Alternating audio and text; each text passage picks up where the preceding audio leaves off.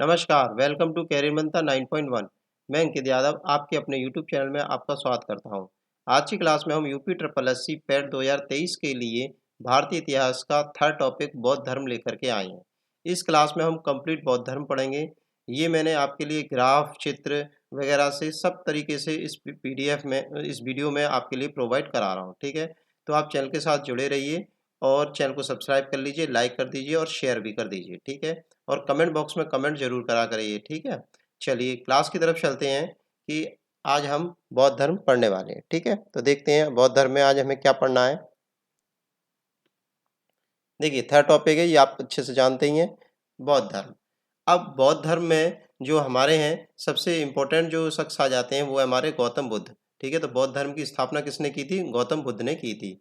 इनको light of Asia भी बोला जाता है, एशिया का ज्योतिपुंज। ठीक है, लाइट ऑफ एशिया इंग्लिश में बोलते हैं, एशिया का ज्योतिपुंज हिंदी में बोलेंगे। ठीक है, ये बात किसने कही थी? तो शाक्य मुनि ने ये कही थी। ठीक है, किसने कही थी? ये शाक्य मुनि ने कही थी। अब इनका जो जन्म हुआ है वो लुम्बिनी कपिलवस्तु नेपाल में हुआ था 563 ईस्वी में। ठीक है, 563 बीसी मतलब कि ईसा पूर्व में। ठीक है, इनके बचपन का नाम क्या था? सिद्धार्थ था। इनके बचपन का क्या नाम था? सिद्धार्थ। पिता का नाम क्या था? इनका शुद्धोधन था। ठीक है, ये मतलब कहाँ, मतलब शुद्धोधन कौन थे? तो ये क्वेश्चन कई बार पूछ लिया गया। तो शाक्य कुल के क्षत्रिय थे शुद्धोधन, इनके पिताजी।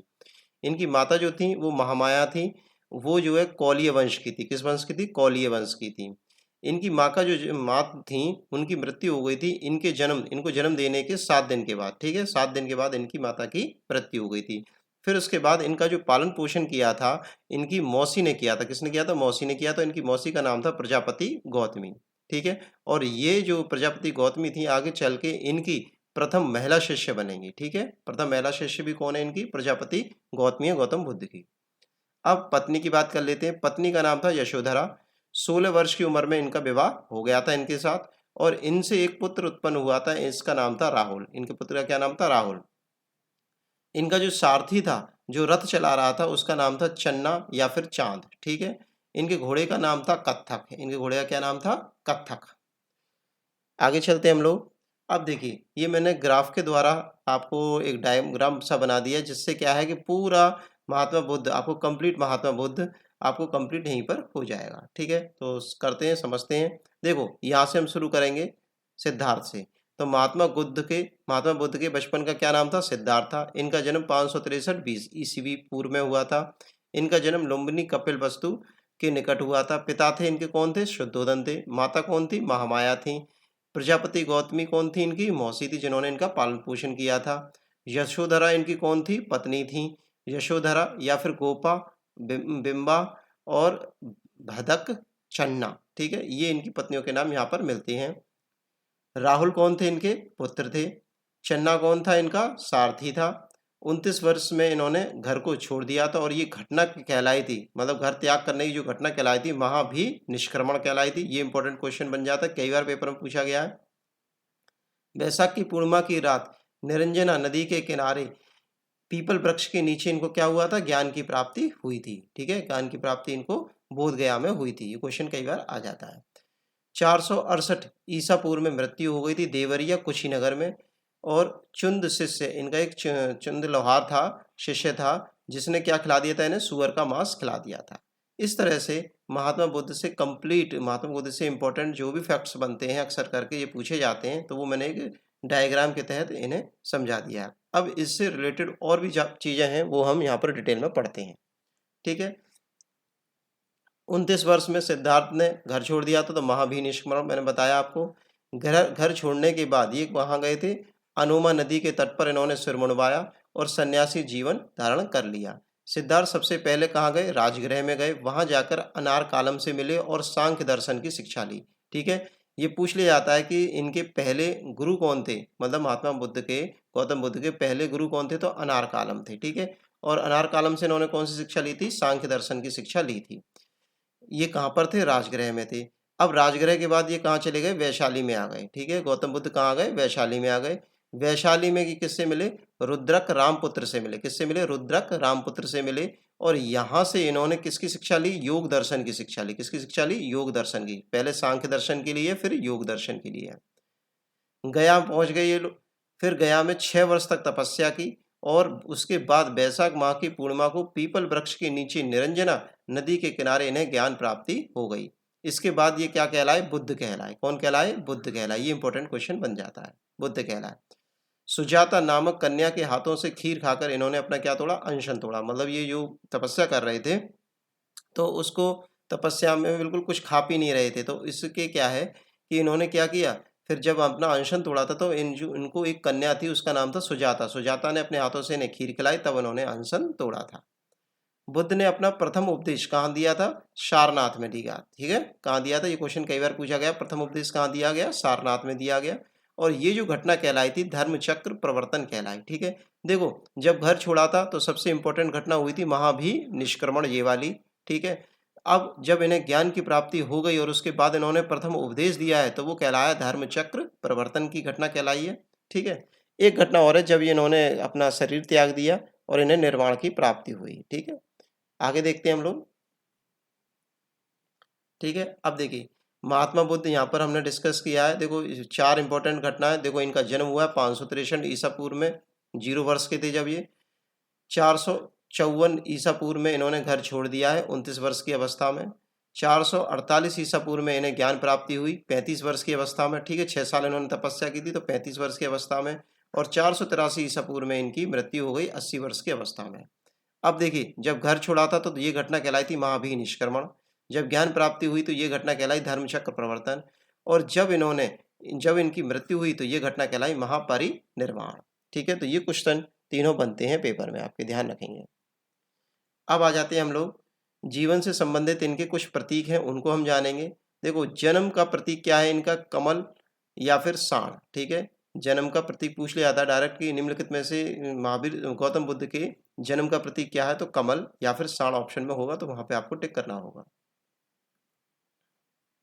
अब गृह त्याग, घर छोड़ने का प्रतीक क्या है? घोड़ा। ज्ञान प्राप्ति कहाँ हुई थी? पीपल के वृक्ष के नीचे, बोधि वृक्ष के नीचे। प्रथम उपदेश दिया था तो क्या है उसका प्रतीक? पहिया है। निर्वाण एवं मोक्ष प्राप्ति का प्रतीक क्या है? पदचिन्ह। और मृत्यु का प्रतीक चिन्ह क्या है? स्तूप। अब बात करेंगे हम समकालीन शासक। इनके समकालीन शासक कौन कौन है वो हम जान लेते हैं। देखो बिंबिसार और अजातशत्रु ये दोनों किस वंश के हैं? हर्यक वंश के हैं। ठीक है, इनके समकालीन थे। कालाशोक शिशु नागवंश का है, अशोक मौर्य वंश के हैं और कनिष्क कुषाण वंश के हैं। ठीक है, समकालीन शासक हैं ये। इनमें सबसे ज़्यादा प्रचार और प्रसार किसने किया था? अशोक और कनिष्क ने किया था। ठीक है, मतलब यहाँ पर ये जो मौर्य वंश के और कुषाण वंश के जो शासक हैं अशोक और कनिष्क, इन दोनों ने क्या किया था? सबसे ज़्यादा प्रचार प्रसार किया था। ठीक है, पर समकालीन शासक कौन है? बिंबिसार है, अजातशत्रु और कालाशोक। आगे चलते हम लोग।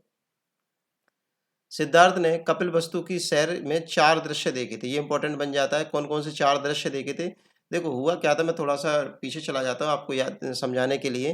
देखो सिद्धार्थ क्या थे कि सिद्धार्थ के जो पिताजी थे उनको एक क्या नाम है, एक ज्योतिष ने बता दिया था कि आपका जो पुत्र है आगे चल के मतलब बिल्कुल सन्यासी हो जाएगा। ठीक है, तो इस बात से उनके पिताजी थे वो डरने लग गए थे। तो फिर क्या था, वो उनको महल में ही कैद रखते थे, मतलब भोग विलास और महल का ही जीवन उनको दिखाते थे। ठीक है, पर क्या था कि एक दिन सिद्धार्थ जो है अपने सारथी चन्ना को लेकर के घूमने निकल गए। तो वहाँ रास्ते में मतलब जो कपिल वस्तु की उन्होंने जब सैर की थी तो उन्होंने ये 4 दृश्य देखे थे। इन्हीं 4 दृश्यों को देख करके उनका जो जीवन था वो वैराग्य की तरफ चला गया था। ठीक है, सन्यासी हो गए थे वो। ठीक है, कौन कौन से 4 दृश्य देखे थे? उन्होंने देखा था सबसे पहले एक बूढ़े को देखा था। ठीक है, फिर एक बीमार व्यक्ति को देखा था, फिर एक शव को देखा था जो मर गया था, मतलब डेड बॉडी देखी थी, और फिर एक सन्यासी को देखा था। ठीक है, मतलब क्या है, उन्होंने देखा, बूढ़े को देखा, ये कौन है भाई? जब आदमी की एज हो जाती है तो ऐसा हो जाता है, उनके शिष्य ने बताया। फिर एक बीमार व्यक्ति मिला, उन्होंने बताया कि जब शरीर में कोई रोग लग जाता है तो इस तरह से शरीर हो जाता है और बीमार पड़ जाता है और मतलब मृत्यु को प्राप्त करने के लिए इंतजार करता रहता है वो शरीर। फिर उन्होंने एक शव को देखा। ठीक है, ये क्या है, तो जब आदमी मर जाता तो इस तरह से ये शव मतलब मर जाता तो शव बन जाता और शव को ले जा करके उसका अंतिम संस्कार उसको जला देते हैं या फिर दफना देते हैं। फिर उन्होंने एक सन्यासी को देखा। सन्यासी क्या था, वो अपनी मस्ती में मस्त मौला घूम रहा था। ठीक है, उसे किसी चीज़ की चिंता ही नहीं थी, परेशानी नहीं थी, मस्त अपना नाश्ता खा रहा घूम रहा था। तो क्या है, तो वो सन्यासी को देख करके वहीं से उन्हें वैराग्य और सन्यासी बनने का क्या नाम प्रेरणा मिल गई। ठीक है, चलिए अब आगे देखते हैं हम लोग त्रिरत्न। तो बौद्ध धर्म में त्रिरत्न बताए गए हैं महात्मा बुद्ध के द्वारा, बौद्ध, धम्म और संघ। बौद्ध संघ, अब संघ में जो गणपूर्ति या कोरम होता है, मतलब जो कंप्लीट बनता है, तो वो कितने का होता है? 20 सदस्य होते हैं उसमें। और बौद्ध संघ में आने के लिए, जुड़ने के लिए जो मिनिमम एज है वो कितनी है? 15 वर्ष है। ठीक है, 15 वर्ष का होना चाहिए, तभी आप बौद्ध संघ में जुड़ सकते हैं। सबसे पहले शिष्य 2 शूद्र बने थे, उनके नाम थे तपस्यु और भल्लुक कल्लिक। ठीक है, भल्लुक कल्लिक। ठीक है, तपस्यु ये फर्स्ट नंबर है और सेकंड नंबर पे कौन है? भल्लुक। प्रथम महिला शिष्य मैंने आपको पहले ही बताया था, प्रजापति गौतमी, जो कि इनकी मौसी थी। सबसे प्रधान शिष्य जो बनाए गए थे वो थे आनंद और उपाली थे। शासक शिष्यों में कौन कौन आ जाते हैं? एक बिंबिसार हैं, प्रसेनजीत हैं, अजात शत्रु हैं और उदयन है। ठीक है, इस तरह से ये 4 शासक शिष्य हैं इनके, जो कि इनके शिष्य हैं, शासक मतलब कि राजा। बुद्ध ने सर्वाधिक उपदेश कौशल की राजधानी श्रावस्ती में दिए। कहाँ दिए? श्रावस्ती में दिए। और किस भाषा में दिए? पाली भाषा में दिए। ठीक है, पाली भाषा में उपदेश देने का मुख्य कारण ये था कि पाली भाषा वहाँ की लोगों की भाषा थी। ठीक है, सभी लोग पाली में बात करते थे, तो इसलिए उसी भाषा में दिए, जिससे क्या है कि लोगों को समझ सके, वो लोगों को ज़्यादा से ज़्यादा जोड़ सकें।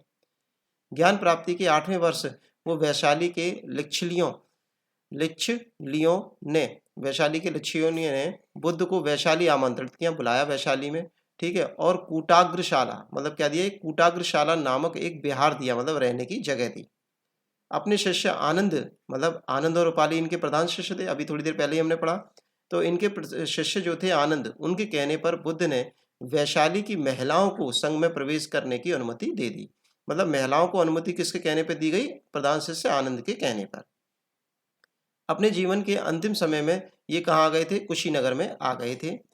उनके धर्म प्रचार के कार्यों में ऊंच नीच, अमीर गरीब, स्त्री पुरुष के बीच कोई भेदभाव नहीं रहता था। ठीक है, वे किसी में भेदभाव नहीं करते थे, ऊंच नीच, अमीर गरीब और स्त्री पुरुष के बीच में। गौतम बुद्ध ने अपना अंतिम उपदेश कुशीनगर में दिया, और वो जो शिष्य था उसका नाम था सुमुक्ष। ठीक है, क्या नाम था उसका? सुमुक्ष। कुशीनगर में एक अन्य शिष्य था, कुशीनगर में ही अंतिम समय पर जब कुशीनगर आ गए थे ये, उनका एक अंतिम मतलब एक शिष्य था वहीं पर, उसका नाम था चंद्रलोहार। क्या नाम था? चंद्रलोहार। इसने गौतम बुद्ध को सूअर का मांस पेश किया, जिसके कारण इन्हें क्या हो गया? अतिसार हो गया, और जिससे उनकी मृत्यु हो गई। 483 ईसा पूर्व में, मतलब बीसी में इनकी मृत्यु हो गई थी। गौतम बुद्ध जब मर गए थे तो उनके जो अवशेष थे, चलाने के बाद जो अवशेष थे, उन पर 8 स्तूपों का निर्माण किसने कराया? अजातशत्रु ने कराया था। अब आगे बात करते हैं।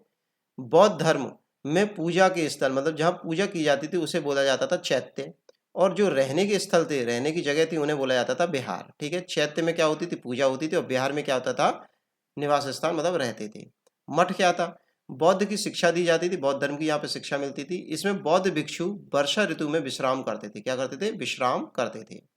स्तूप क्या था? शरीर के अवशेषों पर स्तूपों का निर्माण होता था। पवित्र स्थल थे, वहां पर क्या था? स्तूपों का निर्माण होता था। गौतम बुद्ध बड़े व्यवहारिक सुधारक थे। ठीक है, वे उन निरर्थक वाद विवादों में नहीं उलझते थे जो उनके समय में आत्मा मतलब कि जीव और परमात्मा के बारे में जोरों से चल रहे थे। मतलब क्या था कि आत्मा क्या है, परमात्मा क्या है, इस बात में वो ज़्यादा डिस्कस नहीं करते थे। बस वो अपनी शिक्षाएं देते थे कि अच्छे से रहिए और सभी की हेल्प कीजिए, इस तरह से वो अपनी शिक्षा देते थे। इस बारे में कभी उलझते नहीं थे किसी से। बुद्ध ने आम जनता की भाषा पाली में उपदेश दिए। वे ईश्वर वेद की सत्ता को अस्वीकार करते थे, मतलब वो ईश्वर को भी नहीं मानते थे, न वेद को मानते थे, अस्वीकार करते थे। बुद्ध के जन्म आधारित वर्ण व्यवस्था को भी अस्वीकार करते थे। ठीक है, मतलब जन्म से रिलेटेड व्यवस्था को भी वो क्या कहते थे? अस्वीकार करके चलते थे। बुद्ध ने प्रतियत्समुत्पाद को पूरे विश्व में लागू किया, जिसके अनुसार एक वस्तु के नष्ट होने के पश्चात दूसरी वस्तु की उत्पत्ति होती है। इस घटना के पीछे कार्य और कारण का संबंध बताया जाता है। तो कार्य कारण सिद्धांत प्रतियत समुत्पाद के नाम से भी जाना था। मतलब इस सिद्धांत का, ये क्वेश्चन इस तरह से बनेगा कि ये सिद्धांत किस नाम से जाना जाता है? तो कारण की, मतलब किसी घटना के पीछे कारण जरूर होता है, तो इस नाम से ये जाना जाता है। गौतम बुद्ध के 4 आर्य सत्य दिए हैं गौतम बुद्ध ने। सबसे पहला है दुख है, दुख समुदाय है, दुख निरोध है, और दुख निरोध गामिनी है। ये 4 आर्य सत्य इन्होंने बताए। गौतम बुद्ध ने दुख की निवृत्ति मतलब कि दुख को दूर करने के लिए अष्टांगिक मार्ग बताए, मतलब 8 मार्ग बताए हैं, उनके द्वारा हम अपने दुखों से दूर रह सकते हैं। मतलब जो हमारे जीवन में परेशानी का कारण है वो क्या है? दुखी तो है, और उस दुख को दूर करने के लिए हम क्या-क्या कर सकते हैं? ये 8 काम करेंगे तो हम उस दुख से दूर रहेंगे। वो 8 काम क्या है हम देखते हैं। सम्यक दृष्टि, सम्यक संकल्प, सम्यक वाणी, सम्यक कर्मांत, सम्यक जीविका, सम्यक व्यायाम, सम्यक स्मृति और सम्यक समाधि। ये 8 मार्गों पर चल कर के हम जो है अपने दुखों से दूर रह सकते हैं। ठीक है? क्वेश्चन पेपर में इस तरह से बन सकता है इसका कि निम्नलिखित ये इनमें से 4 ऑप्शन में 4 में से 3 डाल देगा, एक कुछ और डाल देगा, तो आपसे पूछेगा निम्नलिखित में से कौन अष्टांगिक मार्ग नहीं है, तो आप उसको नहीं को क्लिक करेंगे। या फिर कुछ और डालेगा, इनमें से कोई एक डाल देगा तो आपको उसको क्लिक करना है। अष्टांगिक मार्गों को भिक्षुओं का कल्याण मित्र बताया, मतलब जो भिक्षु हैं उनका कल्याण का मित्र बताया है। बुद्ध के अनुसार अष्टांगिक मार्गों का पालन करने के उपरांत मनुष्य की भव तृष्णा, क्या चीज? भव तृष्णा नष्ट हो जाती है और उसे निर्माण प्राप्त हो जाता है। बौद्ध धर्म ने तीन रत्न बताए हैं, हमने पहले ही डिस्कस कर लिए, बुद्ध, धम्म और संघ। अब बात करेंगे बौद्ध धर्म की लोकप्रियता के कारण क्या थे। ठीक है, बौद्ध धर्म इतना लोकप्रिय क्यों हुआ, ये क्या कारण होगा इसके? तो क्या था इसका कारण? जटिल दार्शनिक थे, मतलब हमारे इसमें बौद्ध धर्म में वाद विवाद का ना होना, कोई भी वाद विवाद आपस में नहीं करते थे। लोक भाषा मतलब कि पाली भाषा में इन्होंने उपदेश दिए, मतलब जो लोगों की भाषा थी उसी में उपदेश दिए। बौद्ध धर्म को राजकीय संरक्षण प्राप्त था, मतलब कई राजा लोग भी थे जो इसमें संरक्षण थे, मतलब राजा लोग जब शिष्य बन जाएंगे तो ऑटोमेटिक प्रजा भी बनेगी। सामाजिक समानता का सिद्धांत था इसमें। बौद्ध धर्म का लचीलापन, मतलब बौद्ध धर्म में बहुत सारी लचीलेपन भी थे, जिससे क्या है कि लोग अपने अकॉर्डिंग एडजस्टेबल हो सकते थे। अब बात करेंगे हम बौद्ध धर्म का परम लक्ष्य क्या है। तो बौद्ध धर्म का परम लक्ष्य था, क्या था? निर्वाण था। ठीक है, निर्वाण क्या था? बौद्ध धर्म का परम लक्ष्य था। निर्वाण का अर्थ क्या था? निर्वाण का अर्थ होता है दीपक का बुझ जाना। ठीक है, दीपक बंद हो जाना, दीपक का बुझ जाना, अर्थात जीवन मरण के चक्र से मुक्त हो जाना, मतलब बार बार जीना, फिर मरना, फिर जिंदा पैदा होना, फिर मरना, तो उससे मुक्त हो जाओगे अगर आपको निर्वाण प्राप्त हो जाएगा। निर्वाण प्राप्ति के लिए क्या बताए हैं? 10 शील और बताए हैं। 10 शील आप फॉलो करेंगे तो आप निर्वाण प्राप्त कर सकते हैं। वो कौन कौन से हैं? सबसे पहला है सत्य, अहिंसा, अस्तेय। देखो, सत्य तो सत्य बोलना, अहिंसा मतलब लड़ाई दंगा नहीं करना, अस्तेय चोरी नहीं करना, अपरिग्रह घर का त्याग करना, मद का सेवन ना करना, असमय भोजन ना करना, सुखप्रद बिस्तर पर ना सोना, आभूषण त्यागना, स्त्रियों से दूर रहना और अभिचार आदि से दूर रहना। तो अब इनमें से आपके 10 हैं, ये 10 में से क्या है? गृहस्थों मतलब जो घर का जीवन जी रहे हैं उनके लिए 5 सील इंपॉर्टेंट है, और जो भिक्षु बन गए हैं उनके लिए 10 के 10 सील इंपॉर्टेंट है, पालन करना अनिवार्य हो जाता है। ठीक है, अब बौद्ध धर्म में कुछ रचनाएं हैं, तो वो रचनाएं किसने की हैं उनके बारे में हम बात करेंगे। ठीक है, तो देख लेते हैं हम लोग। अब देखिए, सबसे पहले हमारे नागसेन। तो नागसेन ने जो रचना की है मलिंद पन्हो की है, ये इंपॉर्टेंट है, कई बार पेपर में पूछी गई है। ठीक है, आप इसको दिमाग में अच्छे से रखेंगे। ठीक है, ये भी मतलब पेपर को हार्ड करता है तो इनमें से डाल सकता है, पर ये सबसे ज्यादा इंपॉर्टेंट नागसेन वाली। अश्वघोष ने जो की है वो करी है बुद्धचरित, सौंदरानंद, शारिपुत्र और प्रकरण। नागार्जुन ने की है माध्यिक कारिका, बुद्ध घोष ने की है वसुदिकम और वसुबंधु ने की है अभिधम्म कोश। इस तरह से ये सारी इंपॉर्टेंट हो जाती हैं। आपको ज़्यादा से ज़्यादा हमेशा दिमाग में ये जरूर रखें, नागसेन ने किसने की है? नागसेन ने कौन सी की है? तो मलिंद पन्हो की है। ठीक है, वैसे सारी इंपॉर्टेंट है पर आप इसको जरूर याद रखेंगे, बोलेंगे नहीं।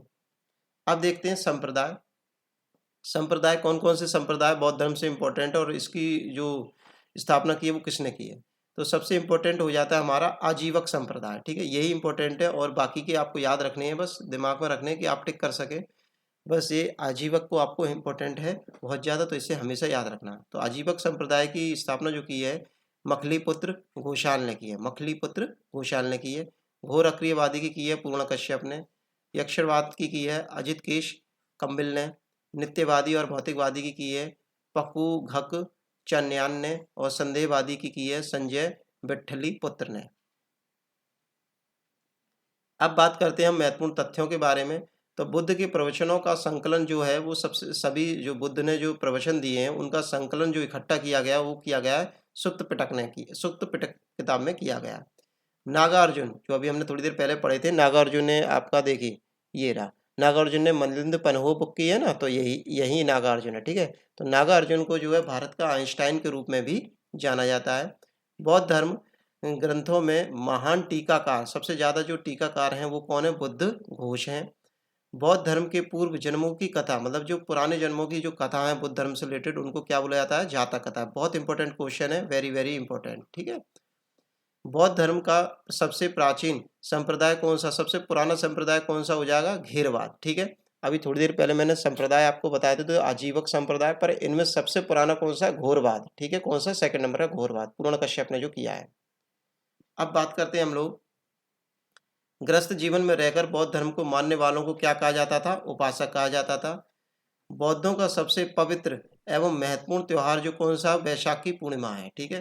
क्यों? क्योंकि वैशाखी पूर्णिमा को ही इनका जन्म हुआ, ज्ञान की प्राप्ति हुई और मृत्यु हुई, ठीक है। तीनों काम इनके वैशाखी पूर्णिमा को ही हुए थे। इसको जो है बुद्ध पूर्णिमा के नाम से भी जाना जाता है।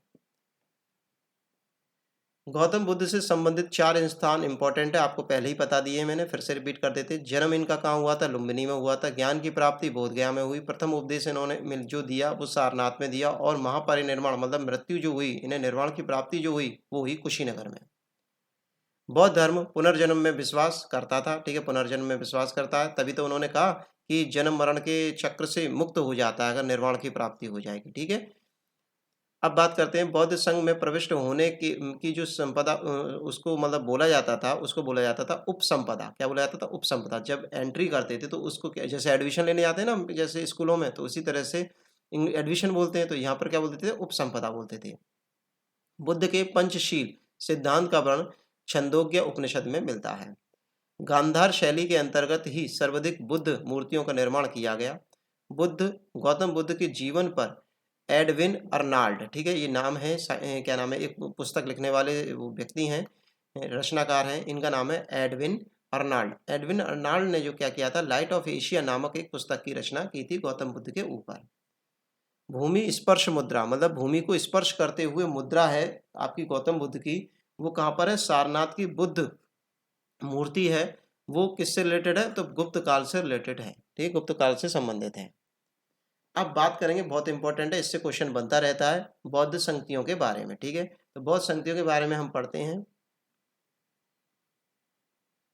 देखिए, फर्स्ट प्रथम बौद्ध संगति, तो प्रथम बौद्ध संगति कहाँ हुई थी? तो प्रथम बौद्ध संगति हुई थी, देखो समय है, सबसे पहले हम समय, फिर स्थान, फिर शासनकाल, किस शासक कौन शासन कर रहा था उस समय, और उसके अध्यक्ष कौन थे, ये इंपॉर्टेंट 4 क्वेश्चन है, ठीक है। तो सबसे पहले बात कर लेते हैं समय। 483 ईसा पूर्व में हुई थी। कहाँ हुई थी? राजगृह में हुई थी।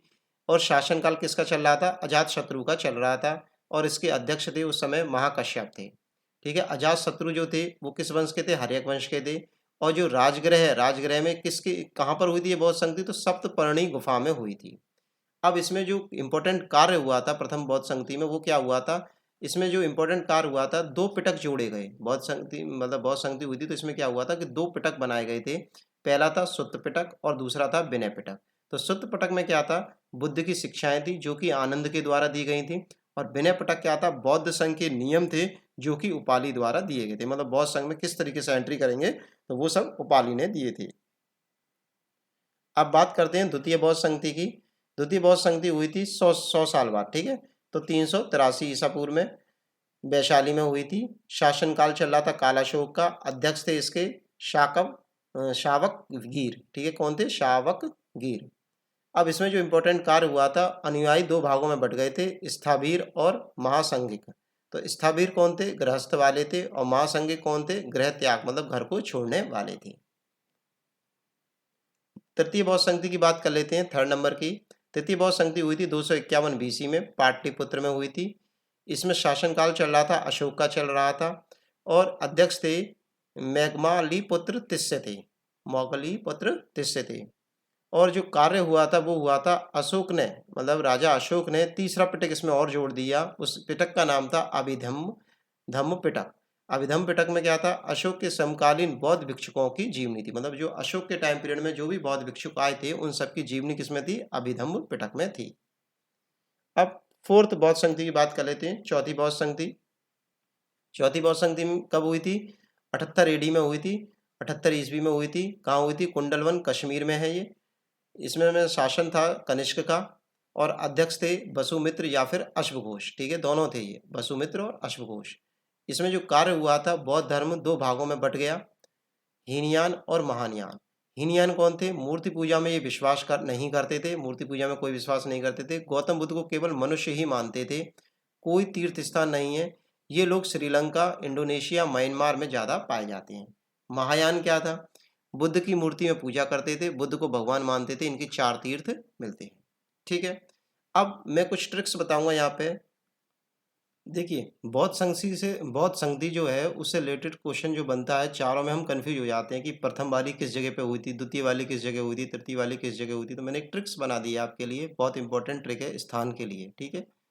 स्थान के लिए क्या ट्रिक बनाई है मैंने, देखिए प्रथम बौद्ध संधि, फर्स्ट बौद्ध संधि, सेकंड बौद्ध संधि, थर्ड और फोर्थ, ठीक है। अब देखो ट्रिक क्या है, राज बस मतलब जो राज करेगा, राज करना कहाँ करना, राज बस पुत्र वन में, ठीक है। राज कहाँ करेंगे हम? केवल पुत्र के वन में जाके ही राज करेंगे, ठीक है। राज बस पुत्र वन में, क्या है ट्रिक? राज बस पुत्र वन में। अब कैसे ट्रिक हो गई कंप्लीट, देखिए पहली बौद्ध संधि हुई थी राज से राजगृह, बस से हो गई वैशाली, बस से क्या हो गई? वैशाली। थर्ड में क्या है? पुत्र, पुत्र से क्या हो गई? पाटलिपुत्र, और वन से क्या हो गई? कुंडल वन, ठीक है। तो राज बस पुत्र वन में हमें कहाँ राज करना है? राज करना है केवल पुत्र वन में जाके ही राज करना है। तो राज बस पुत्र वन में, तो राजगृह, वैशाली, पाटलिपुत्र और कुंडल वन, ठीक है। इस तरह से चारों नाम आपके याद होंगे, चारों आपकी बौद्ध संधियों के स्थान के बारे में। अब बात करेंगे हम शासनकाल किसका था, कौन शासक था, उनके बारे में भी ट्रिक हम याद कर लेते हैं 1 सेकंड में। नेक्स्ट स्लाइड पे चलते हैं, तो जिससे क्या है कि वहां पर मैं आपके लिए लिख दूंगा और आप अब देखिए यहाँ पे मैंने शासकों के बारे में ट्रिक बना दी है, क्या है? अजगर काला, अजगर काना, ठीक है, बहुत छोटा सा है, अजगर काला अजगर काना, ठीक है। अजगर काला अजगर काना, कैसे? अब अजगर से क्या हो गया? अजात शत्रु, काला से क्या हो गया? कालाशोक, अजगर से क्या हो गया? अशोक, आ रहा है ना, आ से क्या हो गया? अशोक, और काना से क्या हो गया? कनिष्क, ठीक है। या फिर इस ट्रिक को आप ऐसे भी कर सकते हैं, अजगर काला अशोक काना, इस तरह से कर ले तो आपको इजीली याद रहेगी। अशोक कर लेते हैं, ठीक है, ऐसा करते हैं, अशोक ही कर देते हैं इसको, ठीक है। अशोक काना, अजगर काला अशोक काना, क्या हो जाएगा? अजातशत्रु, कालाशोक, अशोक और कनिष्क, ठीक है। तो इस तरह से आपको सारे इंपॉर्टेंट नाम मैंने आपको याद करा दिए हैं जो आपके पेपर में बार बार पूछे जाते हैं, ठीक है। तो आगे चलते हैं हम लोग, आगे देखते हैं क्या है। अरे आगे तो कुछ नहीं है, बस हमने कंप्लीट कर दिया बौद्ध धर्म। बस आगे आपको क्या करना है, चैनल को सब्सक्राइब कर लेना है, लाइक कर देना है, शेयर कर देना है, और आपको कमेंट बॉक्स में, जो भी आपका कमेंट बॉक्स में, उसमें आपको कमेंट करना है, जिससे कि हमें पता पड़े कि आपको ये क्लास कैसी लग रही है, ठीक है। तो thanks for watching video, take care, bye bye, धन्यवाद।